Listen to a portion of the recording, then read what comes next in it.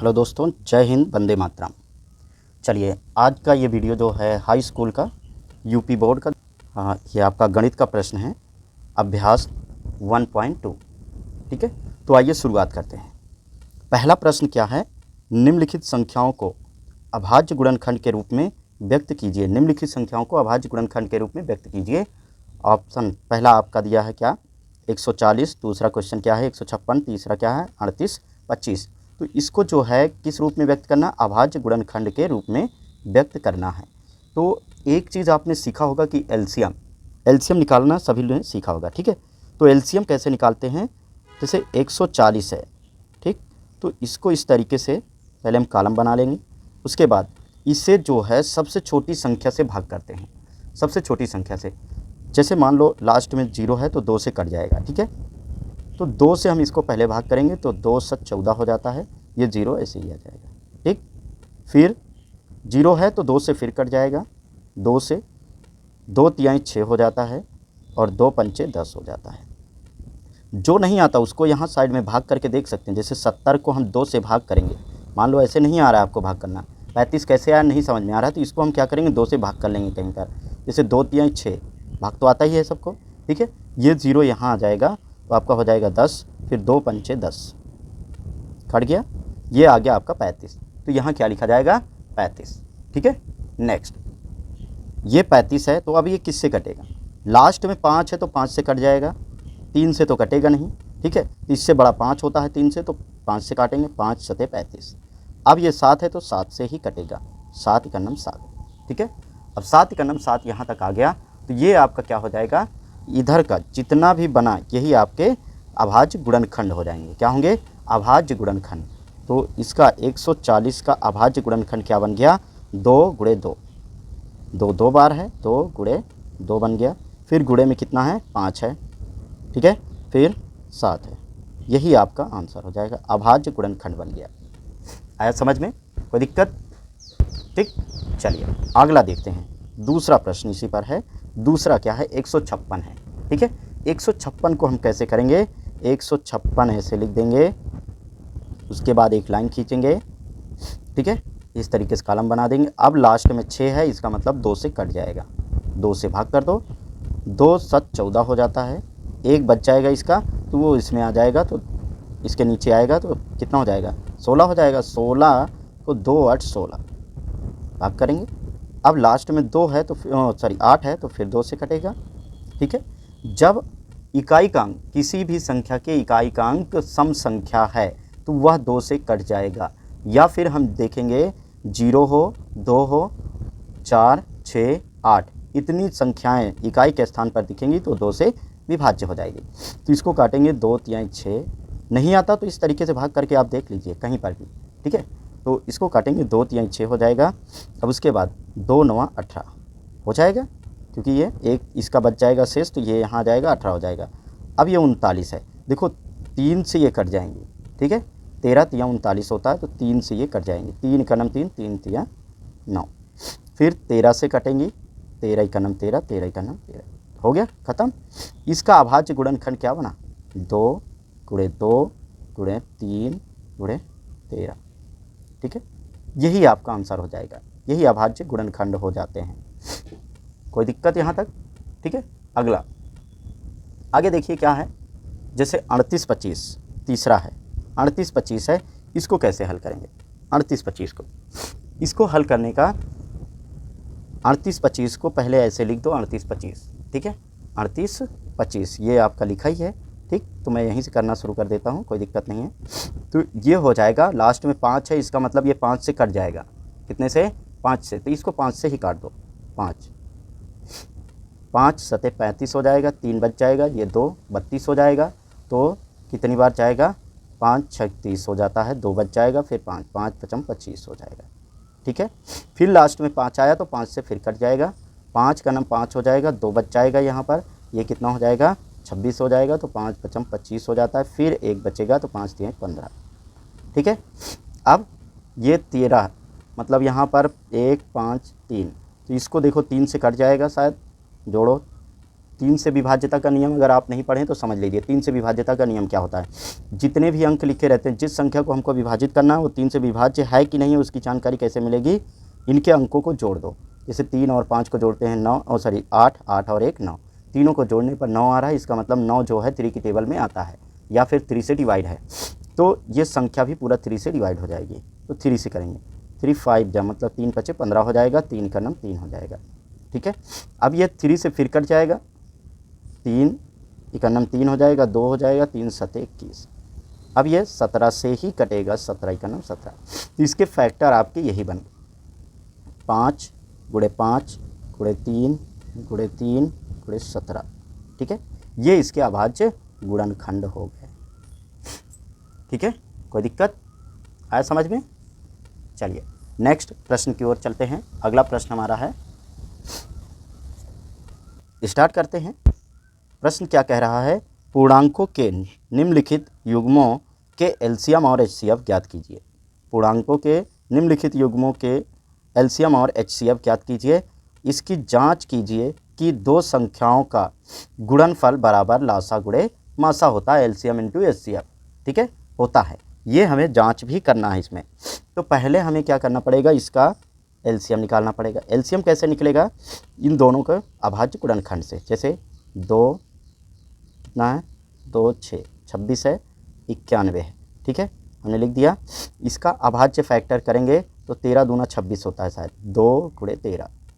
ठीक है, लिख सकते हैं। इसका अगर हम फैक्टर करेंगे तो ये तो सम संख्या है ही नहीं है। ठीक है, सम संख्या नहीं है, तो ये 2 से तो कटेगा नहीं, 3 से काटते हैं तो 9 1 10 हो जाता है, मतलब ये 3 से भी नहीं विभाज्य है। फिर इसको हम काटते हैं,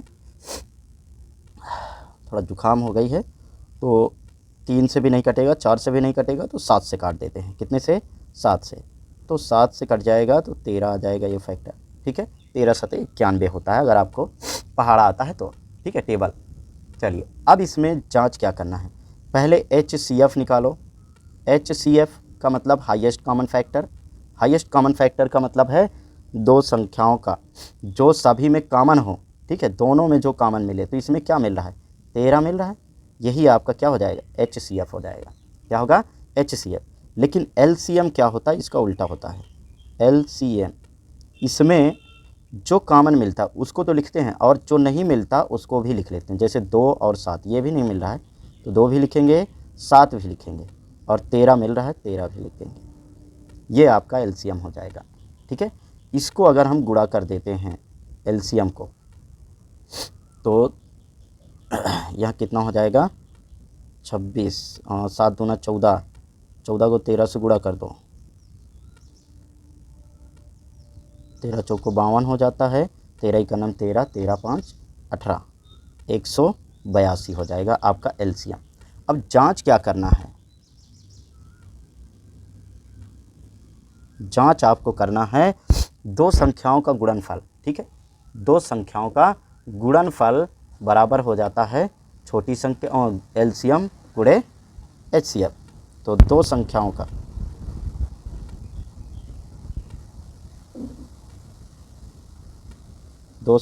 का गुणनफल बराबर एलसीएम इंटू एचसीएफ। ठीक है, दो संख्या कौन कौन सी हैं, 26 और 91। 26 रखेंगे, फिर 91 रखेंगे। ठीक है, 26 और 91 ये संख्या हो जाएगी बराबर, इसको गुणा करेंगे एलसीएम से 182, अब और एचसीएफ कितना है, 13। ठीक है, अब देखो कुछ कटेगा, 13 इकन्नम 13 हो जाता है, 13 दूना 26 हो जाता है। सॉरी नहीं, हमें इसको काटना नहीं है, गलती हो गई। दोनों संख्याओं को हमको बराबर दिखाना है। ठीक है, ये काटना नहीं, सॉरी, इसको गुणा कर दो। 26 को 91 से गुणा करेंगे। ठीक है, 26 को 91 से गुणा करेंगे और 182 को 13 से गुणा करेंगे। ठीक है, थोड़ा गड़बड़ी हो गई, गलती हो गई। चलिए गुणा कर लेते हैं। देखिए यहाँ पर गुणनफल आ जाएगा 23 66। ठीक है, आप गुणा कर लीजिएगा, मैंने कर लिया है। ठीक, इसको गुणा करो 13 को 182 से, तो 13 दूना 26 हो जाएगा, और 13 8 104 और 2 106, हासिल 10, 13 का 13, 13 10 23। ठीक है, दोनों आपका क्या आ रहा है, बराबर आ रहा है, यही प्रूव करना था हमको। ठीक, सिद्ध हो गया। आया समझ में? चलिए नेक्स्ट दूसरा वाला देखो।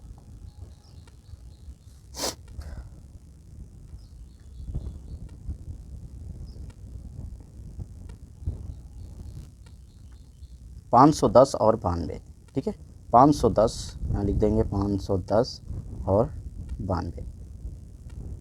510 का फैक्टर कर लो, तो किस विधि से निकालेंगे, एलसीएम विधि से। ठीक है, 510 का कहीं पर कर लीजिए, तो देखिए, चलिए देखिए 510 को करते हैं। 510 को करेंगे तो कितना हो जाएगा, एक तो इसका 2 फैक्टर बन जाएगा, दूसरा क्या बन सकता है, इसका 3 बन जाएगा, 3 दूना 6, फिर गुणे में 5, गुणे में 17। ठीक है, आप फैक्टर कर लीजिएगा। अभाज्य गुणनखंड पहले प्रश्न की तरह आप इसका गुणनखंड निकालिएगा। ठीक है, पहले फैक्टर निकालिएगा, उसके बाद अब 92 का करते हैं, तो इसका बनता है 2 गुणे 2 गुणे 23। कितना, 2 गुणे 2 गुणे 23। ठीक है, अब इसका HCF निकालो, तो HCF क्या निकलेगा आपका, HCF आपका कॉमन क्या मिल रहा है, 2, और कुछ तो मिल नहीं रहा है, 2 आपका HCF हो गया। LCM क्या मिल रहा है, जो मिलेगा वो भी, जो नहीं मिलता उसको भी लिखते हैं। जैसे 2 मिल रहा है तो 2 लिख दिया, ये 2 नहीं मिल रहा है, इसको भी लिख देंगे। ये 3 भी नहीं मिल रहा है, 3 भी लिख देंगे। 5 नहीं मिल रहा है, 5 भी लिखेंगे। 17 नहीं मिल रहा है, 17 लिखेंगे, गुणे में 23। ठीक है, इन सभी को सबको लिख देंगे, पूरा लिख देंगे। ठीक, अब देखिए इतना हो गया। आगे अब हमें क्या करना है, एलसीएम एचसीएफ तो मैंने ज्ञात कर लिया, अब हमें करना क्या है, जांच करना है। क्या करना है, जांच करना है, ये सही है या गलत है। अगर आपका ये जांच करने पर आंसर गलत आता है तो फिर समझ जाओ कि आपका जो एलसीएम है और एचसीएफ है दोनों गलत है। तो कैसे निकालेंगे, क्या होता है, दो संख्याओं का गुणनफल बराबर में एलसीएम गुणे एचसीएफ। दो संख्याएं आपका क्या है, पहली है 510, दूसरी क्या है, 92 है। 510 गुणे 92, ठीक, बराबर एलसीएम कितना है, एलसीएम इन सभी को गुणा करिए, गुणा करने के बाद आएगा, तो इसको गुणा करके निकालोगे तो आपका आएगा 23460। 23460 गुणे में आपका HCF है 2, कितना है 2। अब इसको हम आपस में गुणा कर देते हैं, दोनों संख्याओं को गुणा करते हैं तो आ जाता है 46920। ठीक है, बराबर जब हम इसको गुणा करते हैं तो ये भी वही आता है, 46920 आता है। जैसे देखो 2 0 0, 2 छंग 12 और 2 चौका 8 1 9, 2 3 6 और 2 दूना 4, 46920, 46920। LHS और RHS आपका प्रूव्ड हो रहा है। ठीक है, जब ये बराबर हो जाते हैं तो आपका आंसर क्या है, सही है। ठीक, यही आपको जांच करना था। क्या करना था, जांच करना था आंसर की। ठीक है ना, एलसीएम और एचसीएफ आपके क्या हैं, बराबर हो गए हैं। ठीक, चलिए तीसरे प्रश्न की ओर चलते हैं। हमारा तीसरा प्रश्न क्या है समझते हैं। ये आपका इसका तीसरा ऑप्शन जो है 336 और 54, 336 और 54 ये आपका होमवर्क है। ठीक है, 336 और 54 इसका आप इसी तरीके से गुणनखंड कीजिए, उसके बाद फिर इसका एलसीएम एचसीएफ निकालिए और उसके बाद उत्तर की जांच कीजिए। आपका आरएचएस और एलएचएस दोनों बराबर आएगा तो इसका मतलब सही है, अगर बराबर नहीं आता तो आपका एलसीएम और एचसीएफ गड़बड़ है। ठीक, चलिए तीसरा प्रश्न हमारा क्या है समझेंगे। तीसरा प्रश्न आपकी स्क्रीन पर, अभाज्य गुणनखंड विधि द्वारा निम्नलिखित के एलसीएम और एचसीएफ ज्ञात कीजिए। एलसीएम का मतलब होता है लासा, एचसीएफ का मतलब होता है मासा। ठीक है, तो लासा और मासा ज्ञात करना है किस विधि से, अभाज्य गुणनखंड विधि। तो मैंने आपको क्या बताया, सिंपल सा फंडा है अभाज्य गुणनखंड विधि निकालने के लिए। एक तो आप अभाज्य वैसे कर सकते हो, जैसे ये आपका 12, 15 और 21। ठीक है, इसका गुणनखंड लिख दो। तो इसका गुणनखंड निकालेंगे कैसे, मैंने बताया पहला प्रश्न जो आपका है वो अभाज्य गुणनखंड निकालने की विधि है। ठीक है, तो आइए इसको सॉल्व करते हैं। अभाज्य गुणनखंड विधि द्वारा निकालना है तो इसका पहले गुणनखंड करते हैं। 12 को हम लिख सकते हैं 2 गुणे 2 गुणे 3, 3 दूना 6, 6 दूना 12। ठीक, नहीं आएगा तो आप उसको एलसीएम विधि से पहले फैक्टर कीजिएगा, प्रश्न संख्या 1 के जैसे। ठीक, 15 है, 15 को हम लिख सकते हैं 3 गुणे 5। 21 को हम लिख सकते हैं 3 गुणे 7। ठीक है, तो इसका HCF, क्या HCF निकालना है। HCF कैसे निकलेगा, अब आप बताओ। 3 किस में है, इसमें है, इसमें भी है और इसमें भी है। ऐसी संख्या हमको चुनना जो तीनों में कॉमन हो। अगर यहाँ 3 नंबर दिया है तो तीनों में कॉमन होनी चाहिए, 2 दिया है तो दोनों में, 4 दिया है चारों में। ठीक है, वही आपका HCF होगा। तो तीनों में कॉमन, 3 संख्याएं 1 2 3, तीनों में कितना कॉमन है, 3 केवल मिल रहा है, तो 3 आपका आंसर हो जाएगा HCF। ठीक है, और आपसे LCM पूछ रहा है। क्या पूछ रहा है, LCM। LCM के लिए मैंने क्या बताया आपको, जो मिलता है उसको लिखो, जो नहीं मिलता उसको भी लिख दो। ठीक है, जो आपको कॉमन मिल रहा है उसको लिखेंगे, जो नहीं मिलता है उसको भी लिखेंगे। जैसे 2, इसमें 2 बार है, लिख दो, और कहीं मैच नहीं कर रहा है, लिख दिया है। इसके बाद 3 एक ही बार आया है सभी में, 5 एक ही बार आया है, 7 एक ही बार आया, हो गया। मल्टीप्लाई कर दो तो 7 5 30 होता है, मतलब 7 5 7 35 हो जाएगा। 35 को 2 से मल्टीप्लाई कर दो, 35 दूना 70, 70 दूना 140, 140 को 3 से मल्टीप्लाई कर दो, तो 3 से करेंगे तो 14 तिरिक 42 हो जाता है। ठीक है, 14 तिरिक 42, 1 0 आप लगा दो, हो गया 420। LCM आपका 3, HCF आपका 420। ठीक है, एनी डाउट। ठीक है फ्रेंड्स, आज समझ में। ठीक है, चलो इसी तरह दूसरा देख लेते हैं। दूसरा क्वेश्चन आपका है कितना, 17 है, 23 है और 29 है। इसमें देखो ये 17 23 29, तो ये दोनों तो अभाज्य संख्याएं हैं। क्या हैं, अभाज्य संख्याएं। 29 भी आपका अभाज्य है, इसका मतलब इसमें केवल एक ही HCF आएगा। 1 गुणे 17 लिख सकते हैं, इसको 1 गुणे 23 लिख सकते हैं, इसको 1 गुणे 29 लिख सकते हैं। ठीक है, ये तीनों, तो HCF इसका क्या हो जाएगा, HCF 1 हो जाएगा। जब कुछ कॉमन नहीं मिलता है, कोई फैक्टर नहीं बनता है, अभाज्य संख्याएं हो या फिर और कोई हो, तो उसमें 1 कॉमन लेते हैं। क्या, 1, HCF आपका 1 हो जाएगा। लेकिन LCM जो होगा वो आपका क्या हो जाएगा, 17 गुणे 23 गुणे 17 गुणे 23 गुणे 29। इसको आपस में सबको मल्टीप्लाई कर दो, यही आपका आंसर आ जाएगा। मल्टीप्लाई करेंगे 17 को 23 से। ठीक है, तो इसको आपस में गुणा करते हैं। 17 को 23 से गुणा कर देंगे, कितना आ जाएगा, 17 को 23 से गुणा करते हैं तो 17 को 29 से कर दो, पहले बड़ा संख्या। 17 को 29 से कर देते हैं तो 17 9 153 के 3 हासिल 15, और 17 दूना 34, 34 और 15 49। ठीक है, गुणे में क्या बचा, 23। अब इसको 23 से कर दो, तो 23 से कर देंगे, इसको गुणा करेंगे तो कितना आ जाएगा, 11 3 3 9। ठीक है, इसको मैंने गुणा किया है, आप भी कर लीजिएगा। ठीक, ये आपका LCM हो जाएगा, ये आपका HCF हो जाएगा। ठीक है, आया समझ में। ठीक है, चलिए थैंक यू दोस्त। अगर वीडियो अच्छा लगा हो तो लाइक शेयर कमेंट ज़रूर करें, चैनल को सब्सक्राइब करना ना भूलना। ये आपका होमवर्क है, ठीक है, इसको आप करके आइएगा। ठीक, धन्यवाद।